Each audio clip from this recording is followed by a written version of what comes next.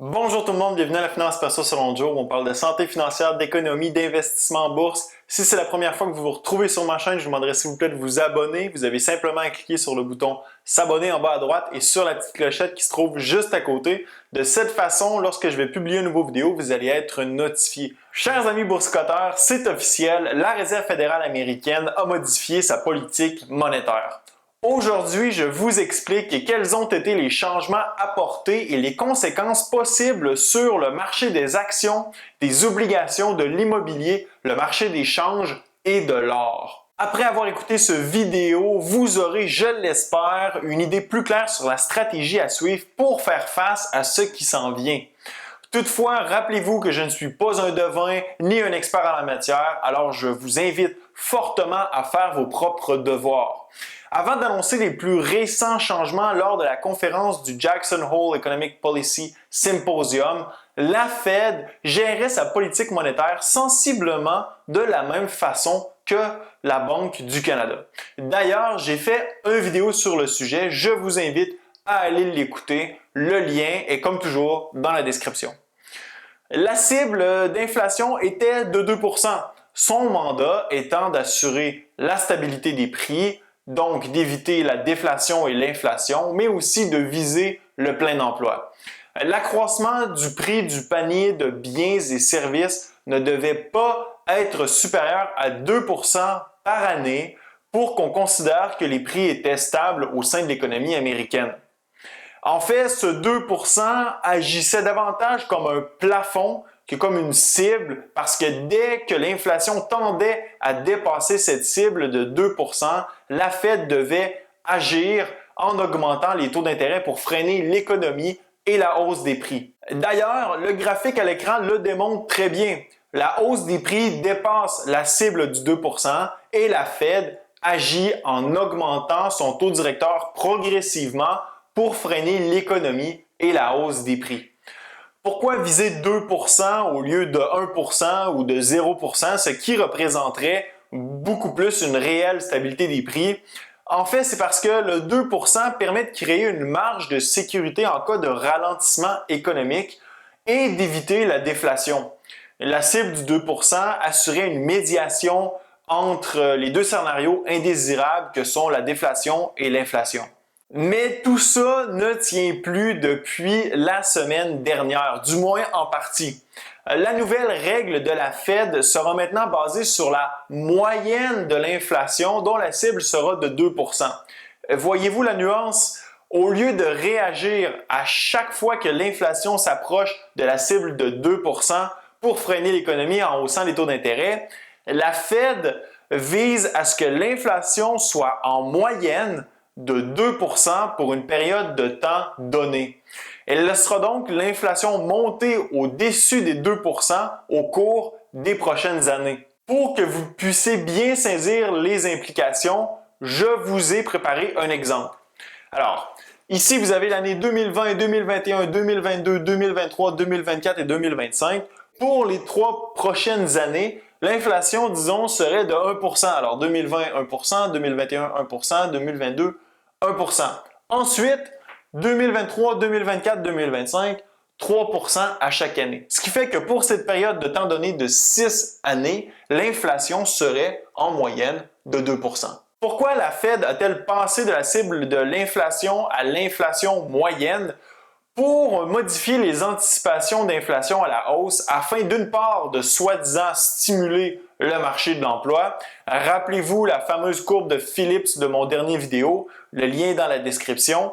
Plus l'inflation est élevée, plus le chômage est bas, mais ce n'est valide qu'à court terme seulement et lorsque les anticipations d'inflation sont dépassées. À long terme, n'importe quel niveau d'inflation peut donner n'importe quel niveau de chômage. L'exemple par excellence, c'est la stagflation des années 70 où on avait une forte inflation et un haut taux de chômage. D'autre part, la Fed cherche à se créer une marge inflationniste suffisante afin de justifier une hausse éventuelle des taux d'intérêt. Même si la Fed change sa politique monétaire et tente de la justifier, je me demande toujours en quoi c'est nécessaire de la modifier si l'inflation est sous contrôle. L'inflation, depuis une dizaine d'années, se maintient tout près de 2%, ce qui veut dire que la politique actuelle a été efficace pour éviter la déflation, mais aussi l'inflation importante. De plus, la politique de l'inflation moyenne pose des problèmes. Premièrement, aucune période de référence n'est indiquée. Est-ce qu'on prend en compte les 2 dernières années, les 5 dernières ou les 10 dernières? Bien sûr, ceci aura un impact sur la moyenne et l'ampleur de l'inflation que la Fed pourrait permettre dans le futur. Alors, si je retourne à mon exemple précédent, le scénario pourrait ressembler à ce qui suit en fonction de la politique de l'inflation moyenne. On pourrait avoir de 2020 à 2022 1% d'inflation, OK? Donc, à chaque année 1%, et suivre en 2023 avec une inflation à 4%, en 2024 une inflation à 4,5% et en 2025 aller plus bas avec une inflation à 0,5%. Donc, vous voyez que les données pourraient varier grandement d'une année à l'autre et on aurait tout de même atteint la cible d'inflation moyenne de 2% au cours des 6 années sur le tableau.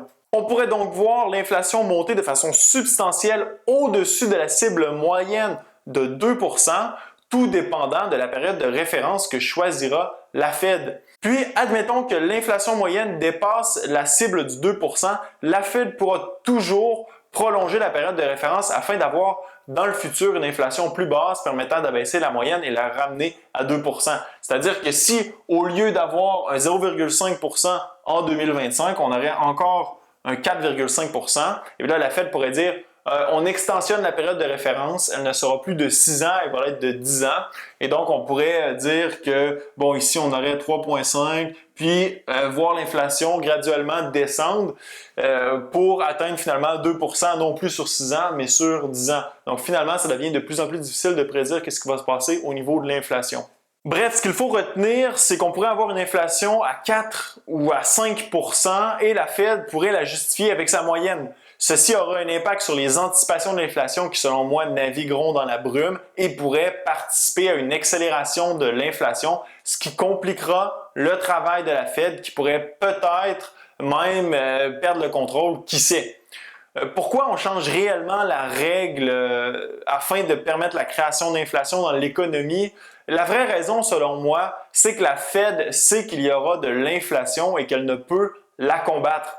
Regardez la croissance de M2 aux États-Unis, soit la masse monétaire. Du 24 février 2020 au 17 août 2020, la masse monétaire a cru de 19,5%.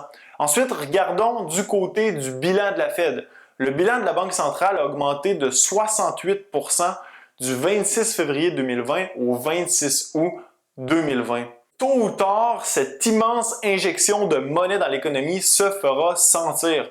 Pourquoi je vous dis que la Fed ne peut pas combattre l'inflation? Rappelez-vous à l'automne 2018, lorsque la Fed a tenté de monter les taux d'intérêt pour freiner l'inflation qui avoisinait autour de 3%.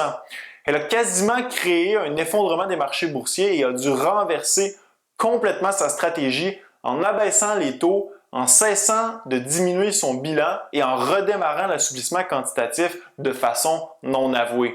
La Fed sait que le niveau d'endettement actuellement pour les entreprises et les gouvernements est encore pire qu'avant la crise, que les marchés sont accros à l'argent gratuit et que si elle hausse les taux pour maîtriser l'inflation, eh bien que cette méga bulle éclatera.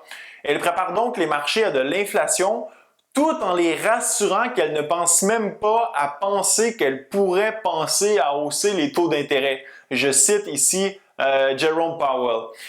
Quelles sont les conséquences potentielles de tout ça sur la bourse, les obligations, l'immobilier et la société en général? Je vais vous exposer mon opinion en traitant chacun des éléments de façon individuelle. Pour ce qui est des actions, c'est positif. On le voit déjà depuis l'annonce du sauvetage par la Fed des marchés au mois de mars. La bourse est en feu avec des hausses avoisinant les 60% depuis le creux du mois de mars. La tendance risque de se poursuivre, à mon avis, tant et aussi longtemps que les taux resteront bas. Le prix des actions explosera en raison de l'inflation dans les actifs financiers créés par la Fed. Si l'inflation se présente dans l'économie réelle, soit dans les biens et services, les revenus des entreprises vont augmenter et le poids de la dette des entreprises et de l'intérêt à payer sur celles-ci diminueront. D'ailleurs, on a un précédent en la matière. L'assouplissement quantitatif post-grande récession a provoqué une hausse de plus de 400% sur les marchés boursiers. Alors pour ma part, je suis positif sur les actions. Je préfère tout de même les entreprises dont les dettes sont sous contrôle au cas où un invraisemblable resserrement du crédit surviendrait dans les années futures. Pour les obligations, c'est absolument négatif. Le taux directeur restera bas et lorsque l'inflation se pointera le bout du nez, les taux d'intérêt réels plongeront davantage dans le négatif. Qui achètera les obligations gouvernementales dont on vous garantit de vous redonner moins d'argent que vous n'en avez prêté? La réponse, c'est les banques centrales qui devront financer les promesses irrationnelles de leurs gouvernements nationaux. En fait, si les taux restent bas, c'est pour s'assurer que les gouvernements, les entreprises et les individus surendettés puissent continuer à rembourser leurs dettes. Quant à l'inflation, elle permet au gouvernement de rembourser leurs dettes en taxant les citoyens sans augmenter les impôts ou en réduisant les services. Bien sûr, tout ça a des limites et si elles sont atteintes, les gouvernements devront hausser les taux d'intérêt, quitte à faire exploser la bulle d'endettement ou risquer, si elles ne le font pas, de perdre la confiance des investisseurs et du public dans les institutions et la monnaie émise par celles-ci. Parallèlement, le prix de l'or risque de continuer son ascension tant et aussi longtemps que les rendements réels des obligations sera négatif. Plus le rendement s'enfoncera dans le rouge, plus le prix de l'or augmentera. Donc, on a beaucoup d'informations ici. Pour ce qui est de l'or, évidemment, c'est positif. Pour ce qui est des obligations, je viens de le dire, c'est négatif. Pour ce qui est de la monnaie, évidemment, on augmente la masse monétaire, donc c'est négatif, la monnaie perd de sa valeur. Les marchés immobiliers vont continuer de performer. Le prix des maisons continuera de grimper parce que les taux d'emprunt sont minimes et ceci permet à des gens de se payer des maisons qu'ils ne pourraient se permettre normalement à des taux d'intérêt sensés. Ceux qui détiennent des maisons verront le poids de leur hypothèque diminuer par rapport à la valeur de leur maison. Donc, pour ce qui est de l'immobilier, l'inflation, c'est positif. Maintenant, parlons des effets sur la société de cette politique gouvernementale qu'est l'inflation. Tous ceux qui détiennent des actifs tels que les actions de l'immobilier, de l'or, même des œuvres d'art, bénéficieront d'une certaine façon de l'inflation. Le prix de leur actif grimpera. Toutefois, les gens qui ne détiennent aucun actif s'appauvriront. Les prix des biens et services augmenteront, nourriture, électricité, loyer, leurs salaires ne suivront qu'à retardement, l'épargne sera dévalorisée et leur niveau de vie diminuera. En fait, pour avoir évité à de multiples reprises de dégonfler la bulle d'endettement qui pèse sur notre économie et dont les banques centrales et dont le gouvernement sont responsables, ces derniers participeront à l'élargissement du fossé entre les riches et les pauvres. Au final, qu'est-ce qui sera blâmé? Le capitalisme. Donc ici, évidemment, l'inflation, ça bénéficie aux riches et c'est mauvais pour les pauvres ou ceux qui n'ont pas d'actifs. Finalement, c'est à vous de choisir dans quel groupe vous voulez être. Voulez-vous devenir plus riche ou plus pauvre? Pour ma part, la réponse à la question est bien simple. D'ailleurs, au cours des derniers mois, je suis passé d'environ 50% de mon portefeuille en liquidité à maintenant autour de 10% en garnissant mon portefeuille d'actions d'entreprise et d'or. Laissez-moi savoir où vous pensez investir au cours des prochains mois dans la zone commentaire. Ce fut un plaisir d'être avec vous. À la prochaine.